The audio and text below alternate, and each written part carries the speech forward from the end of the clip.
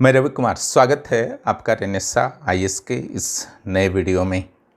आज हम लोग कुछ विशेष मुद्दे पर चर्चा करने वाले हैं, क्योंकि वैकेंसी के वेट में आप लोग थोड़े से परेशान होंगे। 11th जेपीएससी के वैकेंसी के वेट में लगभग 1 साल गुजर चुका है फाइनल रिजल्ट आए हुए, उसके बाद भी अभी तक वैकेंसी नहीं आ पाए हैं। बीच में सुगबुगाहट हुई थी, अब अंदर से क्या चल रहा है कहना मुश्किल है।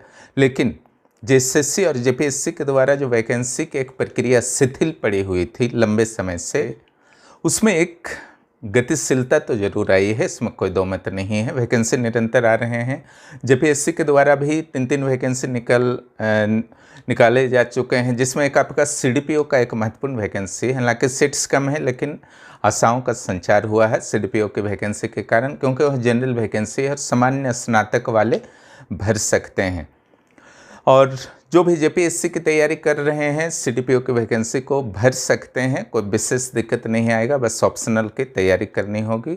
लेकिन जिनकी जेपीएससी की तैयारी प्राइमरी स्टेज में है, तो दोनों को साथ में लेकर के चलना काफ़ी कठिन होगा, क्योंकि दोनों एग्जाम्स के नेचर अलग अलग हैं। लेकिन जिनकी जेपीएससी की मुख्य परीक्षा की तैयारी, प्रारंभिक परीक्षा की तैयारी लगभग फिनिश हो चुकी है, फिनिश होने वाली है, तो निश्चित रूप से सीडीपीओ को भरिए। फिलहाल भरने का दौर है, एग्ज़ाम तो बाद में आएगा। और पीटी तक तो सिलेबस में कोई विशेष अंतर है नहीं, थोड़े बहुत रीजनिंग और वर्ल्ड ज्योग्राफी एक्स्ट्रा पढ़ने होंगे, बाकी तो आपका सेम है, इसलिए भर सकते हैं। वैकेंसी को ज़रूर भर सकते हैं जिनको इच्छा हो, इसमें कोई भी कन्फ्यूजन करने की बात नहीं है। आज जो हमारा मुद्दा है, टॉपिक है चर्चा करने का, क्या सिविल सेवा, जेपीएससी जैसे सिविल सेवा या आईएएस भी की तैयारी के लिए सिर्फ पढ़ना ही ज़रूरी है या कुछ और भी ज़रूरी होते हैं, है ना। अक्सर कई कैंडिडेट होते हैं जो बहुत ही ईमानदारी पूर्वक पढ़ते हैं और लंबे समय तक पढ़ते हैं। कई बार ऐसा भी होता है कि प्रीलिम्स तक नहीं निकल पाता है, या प्रीलिम्स निकल गया तो मुख्य परीक्षा क्लियर नहीं हो पाता है, या इंटरव्यू कॉल नहीं हो इंटरव्यू के बाद इंटरव्यू तक पहुंच करके छट जाते हैं। तो आखिर ऐसे कौन से कारक होते हैं जो पढ़ाई के साथ साथ आपको फुलफिल करना पड़ता है, तब भी आपको अंतिम रूप से सफलता मिलेगी। तो आज उन फैक्टर्स पर हम लोग चर्चा करेंगे जो पढ़ाई के अलावे हैं, लेकिन अत्यंत महत्वपूर्ण है। इन फैक्टर्स के सहयोग के बिना, इन फैक्टर्स को ध्यान दिए बिना आप किसी भी सिविल सेवा को कम से कम क्लियर नहीं कर सकते हैं। उन्हीं पर आज हम लोग चर्चा करेंगे। यह बहुत ही एक प्रेरणादायक और बेहतर वीडियो होने वाला है, इसे ज़रूर देखिए। और अपनी तैयारी में, अगर किन्हीं की तैयारी में लगता है कि इस तरह की कमियां आपकी रही हैं, तो उसको ज़रूर सुधार लीजिए, ताकि आपका मेहनत कभी भी बेकार ना जाए। क्योंकि सिविल सेवा का चाहे प्रीलिम्स निकालना हो या मेंस निकालना हो, बहुत मेहनत के बाद निकलता है। जिन्होंने इससे कर दिखाया है, पीटीआई मेंस निकालने में सफलता पाई है, वह खुद जानते हैं कि कितनी मेहनत के बाद उन्होंने सफलता प्राप्त की है। इसलिए आपका जो भी मेहनत है वो अंतिम परिणाम में बदले, इसलिए ज़रूरी है इन सारे फैक्टर्स पर आपको अब विशेष रूप से अपने स्टडी के दौरान ध्यान देना है, ठीक है। इसके लिए मैंने कुछ पॉइंट्स लिया है, उस पर चलिए थोड़ा थोड़ा डिस्कस कर लिया जाए। जैसे आपका है प्लान बी। प्लान बी के बारे में मैंने एक वीडियो भी स्पेशली बनाया था।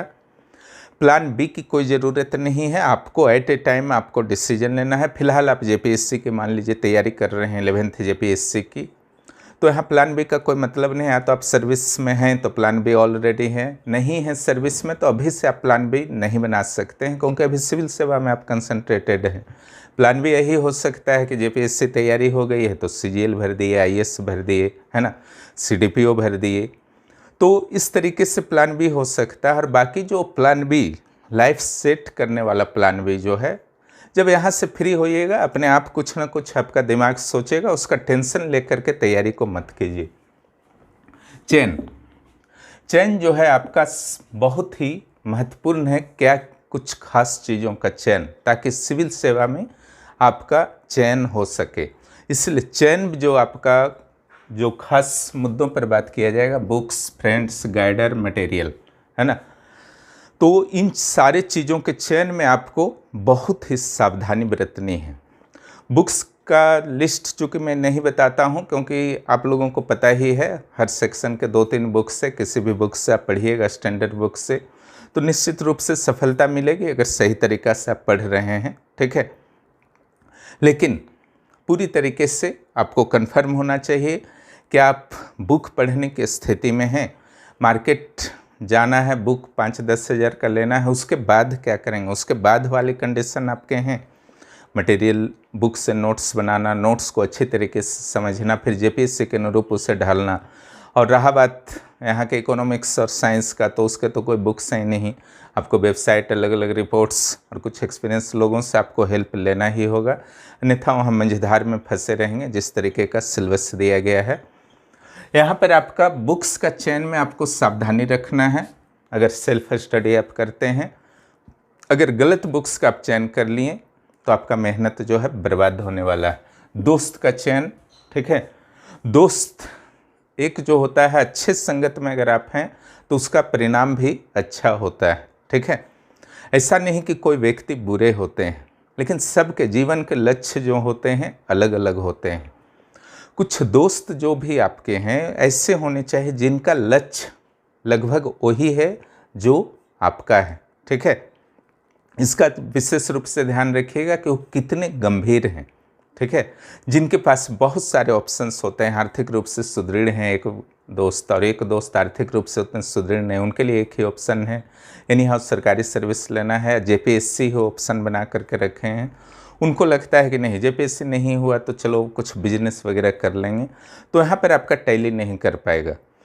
तो आपके फ्रेंड सर्कल ऐसे होने चाहिए, फ्रेंड सर्कल जिससे आप अनावश्यक, जो कारण आपने नहीं क्रिएट किया है, ठीक है, उसके कारण आपको तनाव, आपने तो जेपीएससी का लक्ष्य बना करके रखा है, कभी कोई दोस्त बोल दिया अब ये सब छोड़ो, चलो अब कुछ करो बिजनेस वगैरह, है ना, आपका माइंड डाइवर्ट हो गया, 2-4 दिन बर्बाद कर लिए, फिर पढ़ाई शुरू किए। इसलिए दोस्त के चयन में किसी से दुश्मनी नहीं करना है, लेकिन दोस्त के चयन में आपको सावधानी रखनी बहुत ज़रूरी है, अन्यथा यह बार बार डिस्टर्ब करेगा एक छोटा सा गलत डिसीजन भी। गाइडर, अगर आप सेल्फ स्टडी की स्थिति में खुद को नहीं पाते हैं तो मार्गदर्शक किसी सीनियर स्टूडेंट्स को चुन सकते हैं, किसी टीचर को चुन सकते हैं। वहाँ पर आपको विशेष रूप से सावधानी रखनी है, क्योंकि गलत गाइडर के चक्कर में पड़े तो पैसा तो बर्बाद होगा ही, साथ में आपका कैरियर, पैसा से भी जो महत्वपूर्ण होगा समय, वह समय बर्बाद हो जाएगा। आपका कॉन्फिडेंस जो शुरू में जब सिविल सेवा की तैयारी के 21-22 साल के बच्चे आते हैं तो उनमें अत्यधिक जोश होता है, जैसे जैसे उम्र बीतने लगती है 26, 27, 30, 35, जोश थोड़ा डाउन होता है ना। तो अगर आप जितना जल्द हो सके क्लियर कर लें, और शुरू का जो जोश होता है, उत्साह होता है, उसमें अगर आपको अच्छा डायरेक्शन मिल जाए तो आपका सफलता जो है बहुत फास्टली हो जाता है, क्योंकि उस समय लगभग समाज का, घर परिवार का, माता पिता का, भाई बहन का, सबका पूरा पॉजिटिव सपोर्ट होता है। जैसे जैसे लंबे समय बीतते हैं सपोर्ट जो है थोड़ा बहुत डाउन होता है, फिर आपको ज़्यादा दृढ़ संकल्पता दिखाना पड़ता है, उससे अपने आप से भी फिर लड़ना पड़ता है। जो बाकी लोग अलग अलग तरीके से बोलते हैं, आपको भी फील होने लगता है कि कहीं सही तो नहीं बोल रहे हैं। इसलिए अगर आप गाइडर चुनते हैं तो बहुत सावधानीपूर्वक चयन आपको करना है।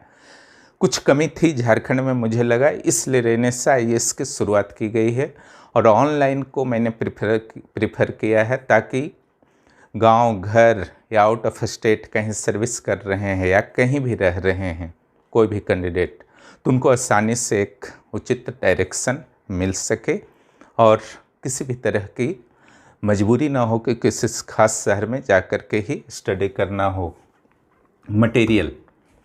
मटेरियल अगर आप डायरेक्ट परचेज करते हैं, बिना सोचे समझे कुछ भी मत ले लीजिए, फुटपाथ पे मटेरियल पड़े हुए रहते हैं, ठीक है।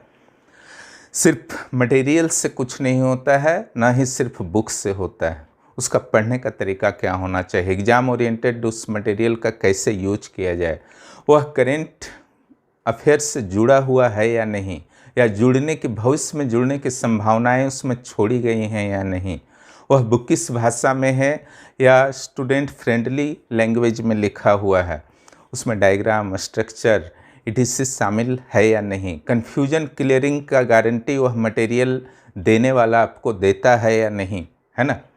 क्योंकि जहाँ कन्फ्यूजन हो गया, आप देखते हैं ना कि जब सिंपल प्रवाह होता है नदी का, कहीं बंध जाता है तो वहाँ पर रुकावट हो जाता है, बांध बन जाता है। जो वाटर होता है, नदी का पानी होता है, वो शुद्ध और साफ होता है, लेकिन जैसे ही बांध बनता है तो उसमें गंदगी फैलना शुरू हो जाता है। इट मीन्स अगर आपका कन्फ्यूजन, बार बार कन्फ्यूजन आ जाता है तो उस कन्फ्यूजन के कारण आपका जो एक पढ़ने का सिंपल प्रवाह है वो रुक जाता है। फिर वहाँ नहीं समझे तो अगले टॉपिक्स में समझने में फिर धीरे धीरे इंटरेस्ट घट जाता है, फिर शायद उस मटेरियल को आप साइड कर दें, फिर दूसरा मटेरियल मंगाएं, ठीक है। इसीलिए शुरू से ही इसका सावधानी रखना है। मैनेजमेंट, ये बहुत इंपॉर्टेंट, यह भी सेक्शन है। चयन तो आपके चयन में भूमिका निभाएगा ही, लेकिन इसके लिए आपका उचित प्रबंधन, क्या क्या चीज़ का उचित प्रबंधन चाहिए, आपके कॉन्फिडेंस का, आपके टाइम मैनेजमेंट, दूसरे इमोशन, तीसरा tension management, motivation management, current affairs management, entertainment management, है ना। तो पहले बात करते हैं कॉन्फिडेंस मैनेजमेंट, ठीक है। कॉन्फिडेंस दो टाइप का सिंपली डिवाइड किया जाता है, एक सेल्फ कॉन्फिडेंस, दूसरा ओवर कॉन्फिडेंस।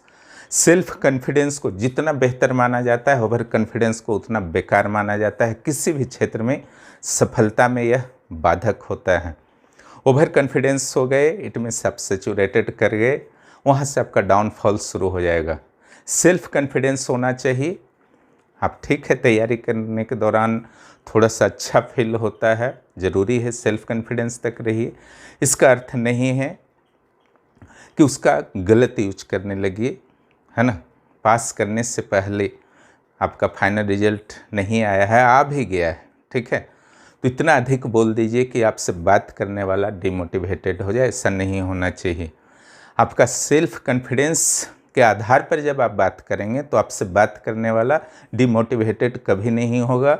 ओवर कॉन्फिडेंस से जब आप बात करेंगे तो आपसे बात करने वाला डिमोटिवेटेड हो जाएगा, और यह बहुत ड्रॉबैक्स होगा आपके भविष्य के प्रशासनिक सेवा के अधिकारी बनने में। यह नेगेटिव पॉइंट्स होगा, क्योंकि वहाँ पब्लिक को डीलिंग करना है, पब्लिक की समस्याओं को बिना बताए भी आपको जानने की क्षमता होनी चाहिए, उनको सॉल्व बेहतर तरीके से करना है, सरकार को हेल्प करना है, ताकि आपका राज्य और देश जो है विकसित हो सके। न कि वहाँ आप प्रशासक हैं, शासन करने नहीं जा रहे हैं, ठीक है। मीडिएटर का काम आप गवर्नमेंट और जनता के बीच आप करने जा रहे हैं, राज्य के विकास में सहयोग करने जा रहे हैं। ओवर कॉन्फिडेंस कभी नहीं लाना है। सेल्फ कॉन्फिडेंस अपनी तैयारी के प्रति, अपनी सफलता के प्रति हमेशा रखिए, इससे आप मोटिवेटेड होते रहेंगे। यह आएगा मेहनत से आपका, ठीक है। नेक्स्ट जो है आपका मोटिवेशन, ठीक है। मोटिवेशन, आजकल आप देखते होंगे कि बहुत सारे मोटिवेटेड वीडियो बन सकते हैं, बनते रहते हैं, बड़े बड़े मोटिवेटर्स भी हो गए हैं। मोटिवेशन के क्षेत्र में अब करियर भी होने लगा है ना। यहाँ पर जो विशेष रूप से ध्यान रखिएगा, वीडियो आप देख लिए मोटिवेशन का, बहुत जोश में आ गए, 2 घंटा पढ़ लिए, इससे कुछ होने वाला नहीं है ना। मोटिवेशन का वीडियो देखिए कभी कभार, लेकिन वो सिविल सेवा की तैयारी का अंग मेरे विचार से नहीं है। ये मोटिवेशन जो आपका आना चाहिए वो आपके अंदर से आना चाहिए, इट मीन्स आपके मेहनत से आना चाहिए। आप दिन भर परिश्रम करते हैं, निश्चित रूप से रात को सोते समय आप मोटिवेटेड रहेंगे कि हमने आज अच्छा किया है ना। यानी कि मोटिवेशन का इन्फ्लेशन नहीं होना चाहिए। जैसे आपका मुद्रास्फीति में भी आपने इकोनॉमिक्स में पढ़ा है कि भ्रष्ट तरीके से, अगर किसी भी अर्थव्यवस्था में भ्रष्ट तरीके से अर्जित की गई राशि, पैसे का, मनी का अधिकता हो जाता है, बहुत ज़्यादा हो जाता है, तो वह इन्फ्लेशन होता है। इन्फ्लेशन कब नहीं होता है? जब उत्पादन बहुत ज़्यादा होता है, उसके अगेंस्ट में जब दाम बढ़ रहे हैं वस्तुओं के या घट रहे हैं, तो इस सब जो है आपका इन्फ्लेशन का निशानी नहीं होता है। प्रोडक्शन से सपोर्ट होना चाहिए, यहाँ पर मेहनत से आपका सपोर्ट होना चाहिए, आपका मोटिवेशन। कोई भी वीडियो देख लिए मोटिवेशन के, आप स्लोगन्स पढ़िएगा, तो तब तक मोटिवेट नहीं कर सकता है जब तक आप अंदर से मोटिवेट नहीं हैं। इसका ध्यान रखिएगा। अनावश्यक मोटिवेशन से बचें, पहले मेहनत करें, उसके बाद बीच बीच में मोटिवेशन से रिलेटेड आर्टिकल्स वीडियो देखते रहें, कोई दिक्कत नहीं। मोटिवेशन भी हो गया। Time management. टाइम मैनेजमेंट सिर्फ एग्ज़ाम हॉल में नहीं, ज़रूरत है कि आप सारे के सारे 4 या 5 क्वेश्चंस जेपीएससी मेंस में लिख लें, पीटी को अच्छी तरीके से कवर करके आ जाएं। टाइम मैनेजमेंट पूरे स्टडी के दौरान ज़रूरी है। आज नहीं टाइम मैनेजमेंट हो पाएगा तो वहाँ पर भी नहीं हो पाएगा। हर दिन कुछ विशेष अवसरों को छोड़कर जो आपके हाथ में नहीं है, उसके अलावा हर दिन आपका एक कंटिन्यूटी के साथ आपका जो है तैयारी होते रहना चाहिए। अपनी ओर से गलती नहीं कीजिएगा तो 365 दिन में 300 दिन आपका है, बाकी 50-60 दिन दूसरे के कारण आप डिस्टर्ब हो सकते हैं। लेकिन अगर 365 दिन में 2 महीने से ज़्यादा डिस्टर्ब हो रहे हैं, इट मीन्स आपकी गलती है, उसको मैनेजमेंट आपको करना है, ठीक है। और कंटिन्यूटी आपकी होनी चाहिए, है ना। जिस तरीके से आप देखते हैं कि एक झरना का रेगुलर प्रवाह होता है तो क्या होता है, उसके जल जो होते हैं स्वच्छ होते हैं। लेकिन जब तालाब को आप देखते हैं तो उसके जल गंदे हो जाते हैं, गंदे रहते हैं। क्यों? क्योंकि वह रुक जाता है, उसमें गति समाप्त हो जाती है। झरना में गति रहती है। तो कंटिन्यूटी को कभी नहीं छोड़ना है। पूरा ब्रह्मांड का हर सेलेस्टियल बॉडी अगर आपका कुछ ना कुछ कर रहा है, आपके बॉडी के अंदर भी आपके सारे बॉडी ऑर्गन्स, चाहे हार्ट हो, लंग्स हो, किडनी हो, रेगुलर वर्क कर रहे हैं, तो आप वर्क से पीछे क्यों हट रहे हैं? आपको भी रेगुलर वर्क करना चाहिए अपने लक्ष्य की प्राप्ति के लिए, अन्यथा आप कहीं भी बीच में फंस सकते हैं। नेक्स्ट जो है आपका इमोशन मैनेजमेंट, ठीक है। बहुत तरह के इमोशंस होते हैं, है ना। तो इमोशन से कोई भी व्यक्ति नहीं बच सकता है, अन्यथा वह मानव नहीं है, क्लियर। लेकिन लक्ष्य जो आपका है उसके रास्ते में इमोशन ना आए, उसी सीमा तक इमोशंस का पालन कीजिए। अगर लक्ष्य को बाधक बना रहा है तो इमोशन भी जो है आपका एक न एक दिन फिर अधूरा ही समाप्त हो जाएगा, इसका ध्यान रखिएगा। लक्ष्य में बाधक नहीं रहना चाहिए किसी भी तरह का इमोशन। नेक्स्ट जो है टेंशन मैनेजमेंट। टेंशन जो है आपका एक सिंपल सी प्रक्रिया है, सिविल सेवा ही नहीं, कोई भी लक्ष्य को लेकर के जब आप वर्क शुरू करते हैं, अपने जीवन को स्टेबिलिटी की ओर ले जाते हैं, तो कुछ न कुछ तनाव आता है। वो आर्थिक तनाव हो सकता है, पारिवारिक तनाव हो सकता है, या अन्य तनाव हो सकते हैं, है ना। तो इन सारे को मैनेज करना है। अगर आपका 11वां जेपीएससी लक्ष्य है तो फिर कोई चीज़ बाधक नहीं बनेगा। अब आर्थिक कारण से अगर आप टेंशन में हैं, ठीक है, तो कुछ ऐसा कीजिए जो आपका सिविल सेवा को डिस्टर्ब न करे। 1-2 घंटा एक्स्ट्रा वर्क कर लीजिए, 2-3 घंटा ट्यूशन वगैरह पढ़ा लीजिए, वर्क कर लीजिए, क्योंकि जॉब वाले भी तो क्वालिफाई करते हैं, है ना। जहाँ वर्क मिलता है अपने एबिलिटी के अनुसार कर लीजिए, कुछ वर्क शुरू कर सकते हैं। लेकिन अगर आर्थिक समस्या नहीं है तो कोशिश कीजिए कि 6-7 महीना दे करके, हम कोई नहीं हो, पहले 1 साल में फिनिश कर लेना है अपने सिलेबस को, फिर कुछ आर्थिक सेक्शन में भी वर्क करने का प्रयास कीजिए, ठीक है। हर समस्या का समाधान है, क्योंकि जब समस्या उत्पन्न होती है तो उसी दिन उसका समाधान भी उत्पन्न हो जाता है। लोग खोज नहीं पाते हैं नर्वसनेस के कारण या हिम्मत हार जाने के कारण, इससे आपको बचना है।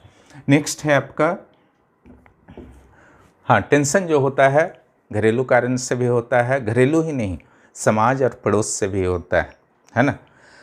कोई भी आपको सुना सकता है, अगर एक आधा बार रिजल्ट मिस हो गया, है ना, कि इससे कुछ होने वाला नहीं है, बेकार का स्टडी कर रहा है, इस सब में कुछ नहीं होता है जेपीएससी आईएएस में, है ना, कुछ भी प्राइवेट जॉब ज्वाइन कर लेना चाहिए।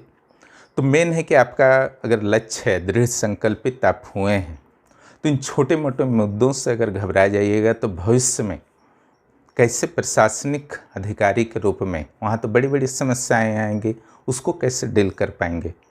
तो इसको आपको मैनेज करना होगा। आपका लक्ष्य अगर बहुत ज़्यादा आप पर जुनून की तरह छाया हुआ है तो इस तरीके के कमेंट्स को आप आराम से नज़रअंदाज करके आगे बढ़ सकते हैं। लेकिन ध्यान रखना है अनावश्यक वाद विवाद ना हो, क्योंकि उससे आपका नुकसान होगा। एंटरटेनमेंट के तो बहुत सारे तरीके हैं, जिसमें कहीं ना कहीं से आपका क्रिकेट एक भारतीय युवाओं में, खास करके मेल कैंडिडेट्स में क्रिकेट और आईपीएल जैसे टूर्नामेंट का नशा छाया हुआ रहता है, अपने लक्ष्य को भूल जाते हैं। ठीक है, देखिए एंटरटेनमेंट कीजिए काम भर, ऐसा नहीं कि बैठ के एक एक गेंद जब तक नहीं देखे तब तक शांति मन को नहीं हो रहा है, इट मीन्स आपका लक्ष्य डिस्टर्ब होगा, इसका ध्यान रखिएगा। क्योंकि जो भी आईपीएल वगैरह हो रहा है या कोई भी क्रिकेट या कोई भी टूर्नामेंट हो रहा है, उसके एक एक खिलाड़ी को करोड़ों का लाभ हो रहा है, उससे आपको कुछ लाभ विशेष होने वाला नहीं है। इसलिए पहले करियर बनाइए, फिर ये सब तो आपका हमेशा होता रहेगा, ये सब बंद होने वाला नहीं है। दूसरा, मोबाइल मैनेजमेंट बहुत ज़रूरी है। मोबाइल का सही यूज कीजिए, मिसयूज मत कीजिए। आपका लक्ष्य के लिए ये सहायक भी है और बाधक भी बन सकता है, इसका सावधानी रखिएगा। Current affairs management, current affairs जो आपका होता है, बहुत सावधानी यहाँ पर रखना है। इसमें क्या पढ़ना है नहीं पढ़ना है तो आपका एक पक्ष हुआ, उस पर अभी चर्चा नहीं किया जा रहा है। मुख्य रूप से क्या नहीं पढ़ना है पर यहाँ पर चर्चा किया जाएगा। बहुत सारे ऐसे मुद्दे उठते रहते हैं खबरिया चैनल्स में, न्यूज़ चैनल में, जिस पर अनावश्यक रूप से हो हल्ला करते हुए कुछ लोग बैठ जाते हैं, उसमें कुछ नामी लोग भी होते हैं। हालांकि उनके बातचीत के स्तर से ऐसा नहीं लगता कि कुछ इन मुद्दों के बारे में जानकारी है, बस कोई एक पक्ष को ज़बरदस्ती कुछ तर्क दे करके रखते हैं, वो सब आपके काम का नहीं है। बहुत सारे, चाहे सांप्रदायिक विवाद हो, जातीय विवाद हो, उस पर अनावश्यक रूप से काफ़ी चर्चा होता है। उस चर्चा में आप भी 10 दिन, 15 दिन, महीना भर उलझ जाते हैं, फिर तो आपको आपका लक्ष्य तो अभी प्राप्त नहीं हो पाया, फिर आप वहीं के वहीं रहते हैं। और जो टीवी चैनल में आपका डिस्कशन हो रहा था, यूट्यूब चैनल्स में डिस्कशन हो रहे थे, उन लोग किसी और मुद्दा पर चर्चा करके अपना इनकम करते रहते हैं। लेकिन आपका 30 दिन 15 दिन बर्बाद हो गया, फिर आप पढ़ने को जाते हैं। आपको इस सब में नहीं भिड़ना है, चाहे मुद्दा कुछ भी हो। ठीक है, हाल ही में मुद्दा केरल स्टोरी का आया था, उसमें भी बहुत कुछ हुआ, तो वो आपका मुद्दा नहीं है। वो मुद्दा है केरल सरकार का, केरल प्रशासन का, केरल के हाई कोर्ट के, सुप्रीम कोर्ट का।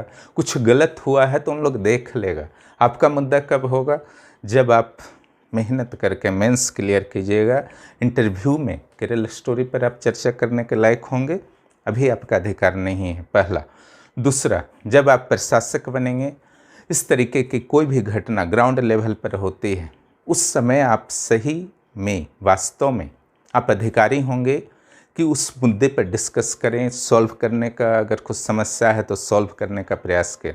अभी क्यों टाइम बर्बाद कर रहे हैं इन मुद्दों पर? कम से कम मेंस पास कीजिए, उसके बाद बर्बाद कीजिएगा, उसके बाद चर्चा कीजिएगा, बर्बाद नहीं होगा।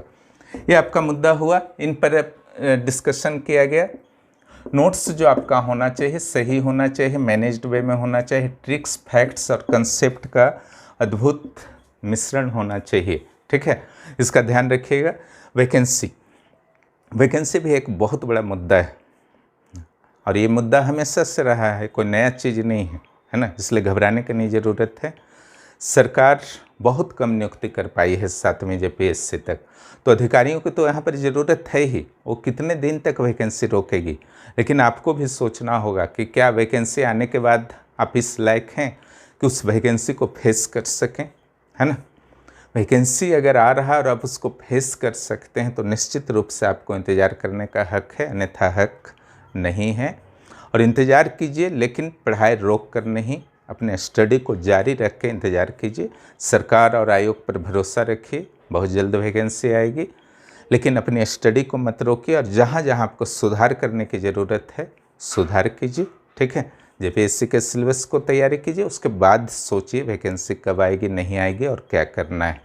पहले जो सिलेबस दिया गया है उसको फिनिश कीजिए। इन्हीं मुद्दों पर चर्चा करना था। इसलिए जब आप स्टडी करते हैं, सिविल सेवा की तैयारी करते हैं, तो निश्चित रूप से स्टडी करने के साथ साथ आपको अन्य मुद्दों पर भी ध्यान देना है, जो स्टडी, डायरेक्ट स्टडी से तो नहीं जुड़ा हुआ है, लेकिन आपके स्टडी को अत्यधिक प्रभावित करता है और ये जो आपके स्टडी के साथ नॉन स्टडी रिलेटेड आपका इश्यूज हैं, इस पर भी रेनेसा IAS में विशेष रूप से ध्यान रखा जाता है, ताकि जो भी वहाँ पर जुड़े हुए हैं वो मोटिवेटेड बने रहें। और यूट्यूब के माध्यम से मैं बीच बीच में आता रहता हूँ, ताकि जो हमारे सब्सक्राइबर्स हैं, नॉन सब्सक्राइबर्स हैं, जो भी हैं, जो वीडियो को देखते हैं रेगुलर, वो भी मोटिवेटेड बने रहें। और यहाँ से कोशिश की जाती है कि कुछ भी ऐसा नेगेटिव न्यूज़ वगैरह यहाँ से हमारे पास नहीं जाए, नेगेटिव इन्फॉर्मेशन नहीं जाए जो आपको डिमोटिवेटेड करता हो। जिनको भी लगता है कि तैयारी उनकी डिस्टर्ब हो रही है, समझ में नहीं आ रहा कैसे तैयारी करें, रेनेसा IAS को आप ज्वाइन कर सकते हैं। वहाँ CDPO के प्रारंभिक परीक्षा के बैच भी चल रहे हैं, JPSC के प्रारंभिक और मुख्य परीक्षा, और JSSC CGL के पेपर 3 के चल रहे हैं, रनिंग में हैं, उसको आप ज्वाइन कर सकते हैं। IAS 2024 के प्रारंभिक परीक्षा के CSET और GS के क्लासेस बहुत जल्द शुरू होंगे, उसकी इन्फॉर्मेशन दे दी जाएगी। वीडियो देखने के लिए बहुत बहुत